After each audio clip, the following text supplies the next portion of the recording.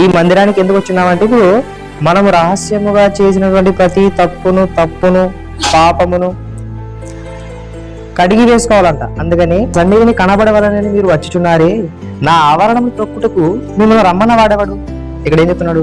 నా సన్నిధిని కనబడవలని మీరు వచ్చుచున్నారే, నా ఆవరణం తొక్కుటకు మిమ్మల్ని రమ్మన్న వాడేవాడు. ఒకవేళ వచ్చారే కరెక్టే, కానీ మీరు ఓరగానే వెళ్తున్నారు.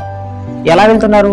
ఇదిగో మనము చేసినటువంటి ప్రతి రహస్యమైనటువంటి కార్యములు ఉన్నాయి కదా, వాటన్నిటిని హృదయములోనే పెట్టుకొని ఇంటికి వెళ్తున్నామన్న.